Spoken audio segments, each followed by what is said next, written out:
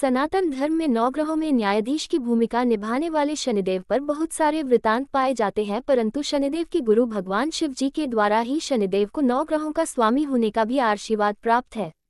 इसी के साथ साथ स्कंद पुराण में इन दोनों की एक अद्भुत कथा का भी वर्णन मिलता है, जिसमें कि शनि के प्रभाव व उनकी वक्र दृष्टि का उल्लेख किया गया है तथा जिसमें शनिदेव का बल धरती से लगभग 95 गुना अधिक है, जिसकी दृष्टि से मानव हो या दानव या फिर कोई देव या देवों के देव महादेव कोई भी नहीं बच सकता। ऐसा माना जाता है कि 9 ग्रहों में सबसे धीमी गति से चलने वाले शनि न्यायप्रिय देव हैं।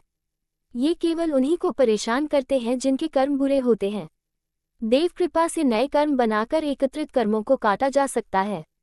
सुल्तानपुर लोधी स्थित भृगु संहिता में महर्षि भृगु जी द्वारा ये स्पष्ट रूप से कहा गया है कि जिस प्रकार एक अच्छा लोहा गर्म और बुरे लोहे को काट सकता है, ठीक उसी प्रकार अच्छे कर्म भी बुरे कर्मों के प्रभाव को समाप्त कर सकते हैं। ऐसा तभी ही हो पाता है जब कोई गुरु या देव आत्मा उस जीव पर कृपा करे। एक पौराणिक कथा के अनुसार एक बार शनिदेव भगवान शिव जी के पास कैलाश पहुंचे। शिव जी को प्रणाम करके उन्हें ज्ञात करवाया कि प्रभु, कल से मैं आपकी राशि में आने वाला हूं और मेरी वक्र दृष्टि आप पर पड़ने वाली है।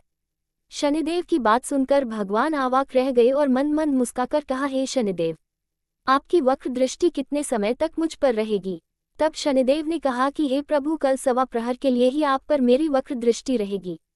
ये सुनकर भगवान भोलेनाथ शनिदेव की वक्र दृष्टि से बचने का उपाय सोचने लग गए और अगले ही दिन वे धरती लोक पर पधारे और एक हाथी का रूप धारण कर लिया ताकि शनिदेव की वक्र दृष्टि से बचा जा सके।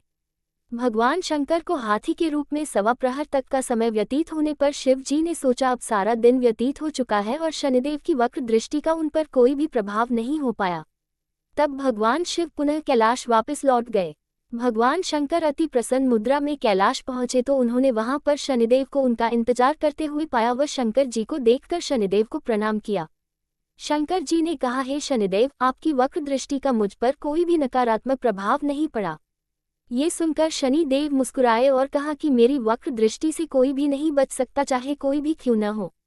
तब शनिदेव ने कहा, हे प्रभु, मेरी ही दृष्टि के प्रभाव से आपको सवा प्रहर के लिए देव योनि को त्याग कर पशु योनि में जाना पड़ा, यही मेरी वक्र दृष्टि का आप पर प्रभाव था।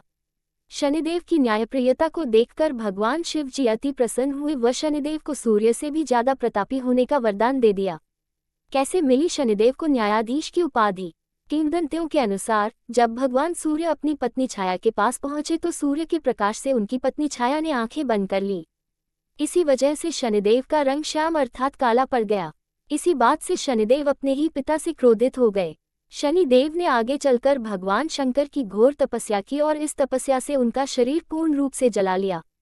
शनि की भक्ति को देखकर भगवान शिव बहुत प्रसन्न हुए और उनसे वरदान मांगने के लिए कहा। शनिदेव ने वरदान के रूप में मांगा कि वह चाहते हैं कि उनकी पूजा अपने पिता से अधिक हो, जिससे सूर्य देव को अपने प्रकाश का अहंकार टूट जाए। भगवान शिव ने शनिदेव को वरदान दिया कि तुम 9 ग्रहों में श्रेष्ठ हो जाएगे और पृथ्वी लोक पर न्यायाधीश के रूप में तुम लोगों को कर्मों के अनुसार फल प्रदान करोगे। इसलिए आज भी भगवान शनि को न्यायाधीश के रूप में पूजा जाता है और सभी ग्रहों में उनका स्थान बहुत ऊंचा है।